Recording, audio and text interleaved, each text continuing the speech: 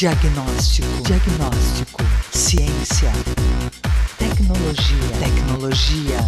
Sabedoria. Dedicação. Pesquisa. Tratamento. Medical TV. A vida e a medicina. A Organização Mundial da Saúde estima que até 80% da população mundial terá problemas clínicos ou cirúrgicos da coluna durante a vida. Dentre as principais causas estão tumores, cistos, lesões nos nervos, nas vértebras, nos discos, má postura, fraqueza dos músculos da região, tabagismo e obesidade. Coluna é a segunda maior fonte de dor no mundo, perdendo só para dores de cabeça. Na história da humanidade, o homem, ao trocar a vida nômade pela sedentária, começou a realizar esforços repetitivos e constantes, geralmente acompanhados da manipulação e do transporte de objetos de grande peso. A causa mais frequente da dor nas costas é mecânico-postural degenerativa ou muscular, por ficar na mesma posição por muito tempo, ou posição errada durante o descanso. Estar com a musculatura costal bem desenvolvida é uma prevenção contra dores na coluna. A coluna cresce até os 25 anos e diminui na velhice. Com a idade, o núcleo pulposo perde a capacidade de reter água, diminui em altura e tende a tornar-se fibrocartilagíneo. A coluna vertebral é a parte central do esqueleto, que tem como função principal guardar, proteger a medula espinhal que está dentro dela e manter a estrutura do corpo, manter a pessoa de pé, uma vez que ela sustenta a cabeça, sustenta os membros superiores e o tronco. A coluna vertebral, além dessa função de proteção, ela também tem a função de movimentação, porque ela é formada por vários segmentos ósseos e entre esses segmentos nós temos uma cartilagem, que é o amortecedor da coluna, chamado de disco intervertebral. A coluna vertebral apresenta um segmento no pescoço, que é chamado de segmento cervical, um segmento ao nível do tórax, que é o segmento torácico, um segmento na região lombar, que é o segmento lombar, e inferiormente ela começa a diminuir de tamanho, formando o sacro e o cóccix. Qual é a diferença desses segmentos? O segmento cervical, torácico e lombar apresenta esse amortecedor que é o disco intervertebral. O disco intervertebral ele é formado externamente por fibras,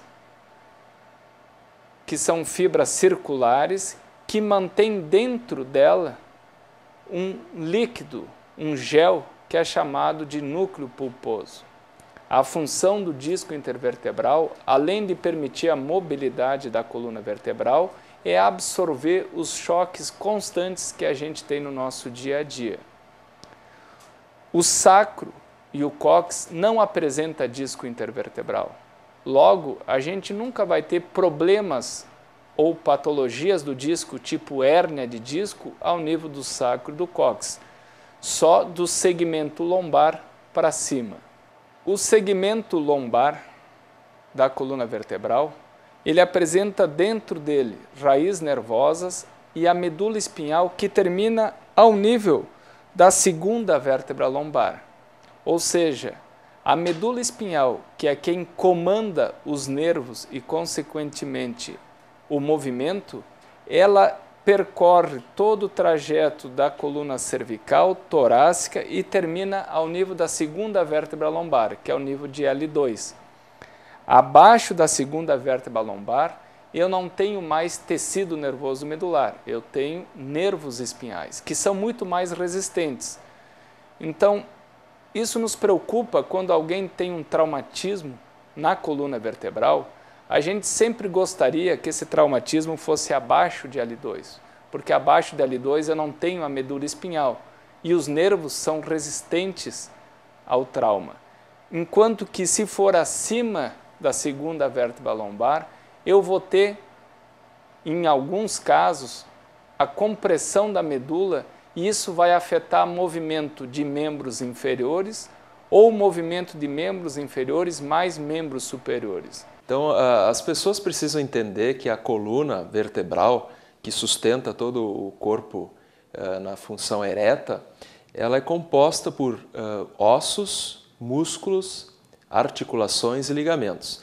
E as pessoas comumente confundem a coluna com a medula, que é a parte neurológica.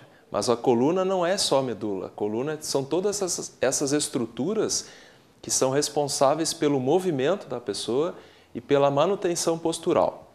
Então, a coluna tem a parte óssea, que são as vértebras, tem a parte articular, que é o ponto onde uma vértebra entra em contato com outra, tem a parte cartilaginosa, que é composta dos discos intervertebrais que impedem o atrito de um corpo vertebral sobre o outro, e tem a parte de ligamentos, que é a que mantém a coluna alinhada. Então, cada uma dessas estruturas pode ser acometida por algum tipo de doença. E todas essas doenças que afetam a coluna são doenças reumáticas. Todas as doenças que afetam músculos, articulações, ossos, ligamentos, fazem parte da reumatologia. Então, nós podemos classificar em partes. Por exemplo, as doenças ósseas. Existem duas doenças que afetam o osso principalmente, que são elas a osteoporose e a artrose ou osteoartrose. Artrose ou osteoartrose é a doença degenerativa articular, onde ocorre uma degeneração da cartilagem articular e, como consequência, vai levando a um desgaste, a uma degeneração do osso que fica logo abaixo dessa cartilagem. Comumente falando, em termos leigos, é onde formam os bicos de papagaio, que todas as pessoas ouvem falar, que nada mais são do que os osteófitos. Quando ocorre o enfraquecimento ósseo, isso nós denominamos de osteoporose, que é quando começa a haver uma fraqueza do osso por uma perda de massa óssea por falta de calcificação óssea. Então, essas doenças são extremamente comuns e a tendência delas é piorar com o passar do tempo. Então, a gente está falando de doenças que afetam mais pessoas da terceira idade. É incomum essas duas condições, essas duas patologias antes dos 40 anos. Então, por causa da osteoporose e da artrose, é que ficou aquela coisa até meia pejorativa que reumatismo é coisa de velho. Não é de velho. O reumatismo pode dar em criança, em adulto, em qualquer faixa etária. Mas essas duas doenças principais, sim, afetam especificamente mais pessoas da terceira idade.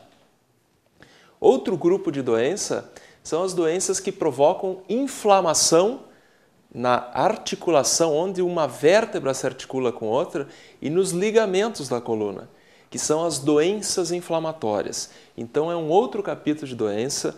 Essas doenças são comuns em pessoas jovens. É difícil começar depois dos 45 anos. Geralmente, essas doenças começam no final da adolescência, no início da idade adulta, e tem como uma característica a dor inflamatória. O que é a dor inflamatória? É aquela dor que faz com que a pessoa acorde no meio da noite por desconforto. É aquela pessoa que acorda de manhã e tem dificuldade para caminhar. Então, a radiologia convencional é o exame geralmente de escolha para a gente iniciar uma investigação com um paciente que se apresenta com queixa de dor. Então, geralmente ele vai para o médico vai solicitar uma radiografia simples. É um exame simples, mas mostra muita coisa para o clínico e o radiologista consegue descrever e passar esses achados para o clínico continuar e prosseguir na investigação. Aqui tem um exemplo de coluna de uma paciente jovem, uma coluna normal. A gente vê um alinhamento bem definido com os corpos vertebrais, que são essas estruturas aqui, todas alinhadas e os espaços entre eles bem definidos também. Os nervos espinhais são filetes que fazem a conexão da medula espinhal com a musculatura. Os nervos espinhais que saem na região do pescoço fazem a movimentação do membro superior. Os nervos espinhais que saem da coluna torácica fazem a movimentação da musculatura do tórax, responsável pela respiração. E os nervos espinhais que saem da coluna lombar e sacral fazem a inervação do membro inferior e do períneo. E isso é importante porque muitas vezes o paciente ele chega no consultório médico com uma dor na perna, como nesse caso que a gente mostra aqui uma hérnia de disco, ele chega com uma dor na perna e muitas vezes ele pede uma investigação de raio-x da perna, mas o problema não é na perna, o problema é a compressão do nervo ao nível da coluna, que é transmitido por esse nervo que vai até a perna, e a dor se transmite e ela se deflagra na região aonde o nervo inervaria.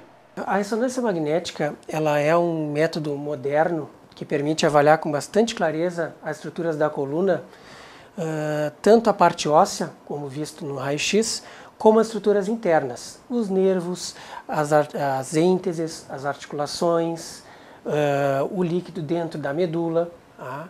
Como vocês podem ver, é um exame relativamente tranquilo. O paciente entra dentro desse magneto. Vocês podem ver que esse é um magneto de campo aberto, ele é amplo e confortável. O paciente fica deitado aqui por uns 20 minutos, enquanto o exame é adquirido. Tá? Ela é um excelente método, pois não tem radiação ionizante, então é um método seguro que permite que as pessoas possam fazer quantos exames sejam necessários, sem que isso aumente o risco de algum problema com radiação. Tá? Várias patologias podem ser avaliadas pelo raio-x, porém, frequentemente, os pacientes que não apresentam melhora vêm ao nosso serviço realizar estudo de ressonância para ter uma avaliação mais detalhada do que está acontecendo. E a ressonância permite que a gente consiga avaliar com bastante clareza as degenerações, as hérnias, tumores, infecções, inclusive desalinhamentos e alterações congênitas. Aqui nós temos exemplo de uma ressonância num paciente jovem, uma coluna normal, em que a gente consegue observar com bastante detalhamento as vértebras, que também são observadas no raio-x, assim como outras coisas que não são tão bem observadas nos outros métodos, como os discos bem hidratados, com uma espessura adequada, as raízes no interior do canal medular, o líquido aqui em branco, que é o líquido da espinha, o famoso líquido da espinha. A gente consegue avaliar se tem alinhamento. A gente observa que essa imagem é uma imagem adquirida em 4, 5 minutos. É um corte em perfil da coluna em que nós observamos todas as estruturas que correspondem à coluna lombar. Tá?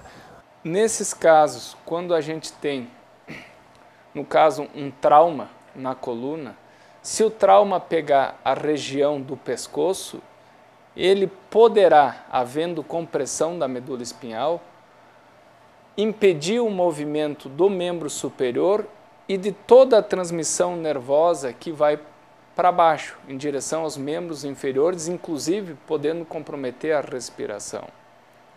Se o trauma poupar a coluna cervical e pegar a coluna torácica, o paciente vai ter toda a movimentação do membro superior absolutamente normal, mas vai estar afetado da região da lesão para baixo, que nesse caso seria os membros inferiores. E quando a gente fala em membros inferiores, a gente tem que se lembrar que a medula espinhal também promove a inervação das vísceras. Nesse caso, seria um problema também de bexiga e intestino. O fato de ter afetado também vísceras na lesão do trauma de coluna que acomete medula é importante porque muitas vezes o médico não pode somente se preocupar com a movimentação dos membros inferiores. Ele tem que se preocupar também com a capacidade da bexiga esvaziar, eliminar a urina, e a capacidade do intestino eliminar as fezes, porque todo esse fluxo de informação que sai do cérebro para manter a movimentação, a contração da bexiga e do intestino, tem que passar pela medula espinhal. E se a medula espinhal está comprometida, esse estímulo é interrompido e essas vísceras ficam sem inervação. Clínica Ossos. Especialistas em coluna, quadril, ombro, joelho, pé, tornozelo e artroscopia. Clínica Ossos. Há 30 anos, cuidando de seus movimentos. Clínica Zanettini Odontologia, cirurgia, implantes, próteses, periodontia, ortodontia, ortopedia funcional, odontopediatria, endodontia e odontologia estética. Clínica Zanettini Odontologia. Seu sorriso e seu sucesso. Fone 32 14 4000. Medical TV. A vida e a medicina. Tema de hoje: coluna vertebral. A partir da adolescência, o disco intervertebral, que é a parte mais frágil da coluna, começa a diminuir progressivamente a sua irrigação, a quantidade de sangue que chega até ele levando oxigênio e nutrientes. Isso faz com que os discos intervertebrais, independente de quem for a pessoa, ele sempre vai envelhecer, como a pele envelhece, da mesma maneira. É muito comum os pacientes virem no consultório com raio-x ou ressonância mostrando desgastes da coluna, mas esses desgastes, eles sempre vão acontecer. O importante é que o médico correlacione esses desgastes da coluna com a sintomatologia do paciente. Porque se todo paciente que chega ao consultório referindo dor nas costas depois dos 50 anos, eles sempre vão ter um exame de imagem com alteração. Aqui nessa outra imagem, a gente observa já as modificações que acontecem ao longo dos anos. Então os discos começam a degenerar, ficam mais escuros, já existe uma hérnia pequena aqui e uma hérnia um pouco maior neste nível. Então o radiologista tem condições de dizer aonde tem a hérnia, qual o tamanho, para que lado ela se estende, que raiz nervosa que ela pega. Todas essas informações são muito úteis para o ortopedista que vai planejar uma cirurgia, para o geriatra, para o clínico. Então, a ressonância permite que a gente informe com esse grau de detalhamento todas essas anormalidades.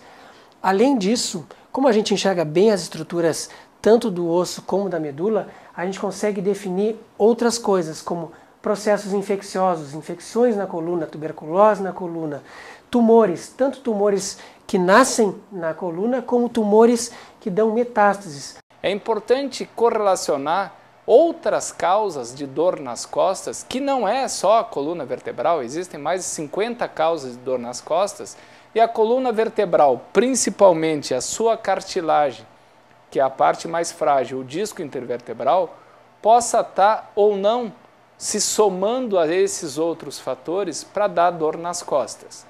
Certamente a causa mais comum de dor, de desconforto na coluna é o problema muscular. Ou seja, para que a coluna fique na posição ereta, existe um grupo muscular que é chamado musculatura paravertebral, que acompanha toda a coluna dos dois lados. E essa estrutura, esse grupo muscular, é a parte que mais sofre de dor, que mais causa desconforto, que é a famosa lombalgia, lumbago ou contratura muscular. Então, é o famoso mau jeito, é o famoso torcicolo, onde a pessoa, por fazer algum movimento brusco, repentino, experimenta uma dor bem intensa, aguda, provocada por essa contratura da musculatura que acompanha a coluna. Além dos problemas da coluna vertebral, a dor nas costas pode vir da musculatura, tendões, ligamentos, de vísceras internas do abdômen, de postura errada, postura viciosa, errada. E esses outros fatores a gente tem que, no exame do paciente, na investigação, conseguir definir que parcela cada um deles tem na dor do paciente, para não se fazer terapia a mais e nem a menos para esse paciente. Esse exercício que a gente vai passar agora é um exercício de estabilização de lombar. Para alguns casos, a pessoa tem dor nas costas, tá? Se ela sente dor nas costas, já chega na academia assim. Então a gente vai fazer um exercício que é só para estabilização de lombar. Tá? Fica deitado, os pés na linha do ombro, a mão, a palma apoiada no chão, ou para cima, não muda nada, sobe e segura aqui. Durante 30 segundos. Se ficar fácil, o que a gente pode fazer? Pé lá em cima, que vai ajudar na estabilização da lombar e trabalho um pouquinho de isométrico de glúteo. E vai trocando, pode fazer esses movimentos mais vezes conforme a aptidão física do aluno mesmo. O importante é que ele não sinta a dor nas costas. Se ele já apareceu na academia assim, aí sim a gente começa a trabalhar de estabilização. Outro exercício que pode se fazer também é um exercício de estabilização do abdômen, que é a ponte. Fica nessa posição, contrai bem o abdômen.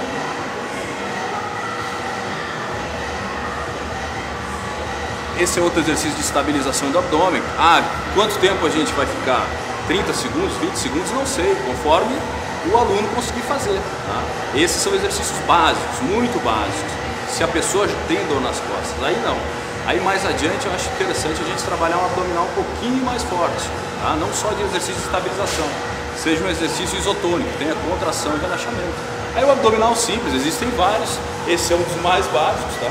A perna pode ser aqui, a perna pode ser aqui, tá? Se a pessoa sente um pouquinho, subiu, segura 2 segundos e desce. Segura 2 segundos e desce. Com o passar do tempo a gente vai melhorando e podemos fazer mais nos aparelhos ou alguma coisa até em prancha sem problema nenhum. Um fortalecimento bom aí, muito forte da musculatura do abdômen.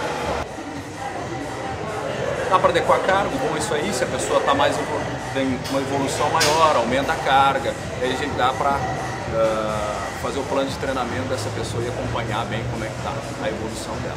Esse é outro exercício que trabalha mais a parte do grande dorsal aqui em cima, que ele ajuda a fortalecer os paravertebrais, romboides, são os músculos mais de cima, mais da região torácica, cervical. Segura aqui, sentado, pode ajustar a carga também, puxa até a altura das orelhas e estende bem. Tá? Estende bem, o importante é fazer essa extensão máxima, tá? Que já ajuda a alongar esses músculos também. A gente já sabe que todas as pessoas vão ter desgaste da coluna. E muitas vezes elas vêm preocupadas com raio-x mostrando bico de papagaio. O bico de papagaio nada mais é que um crescimento ósseo pelo envelhecimento. E isso todo mundo vai ter, alguns maiores, outros menores. Mas tem que saber qual é o problema que está gerando a dor. Às vezes a postura errada é o problema, às vezes a atrofia muscular é o problema, e isso deve ser corrigido.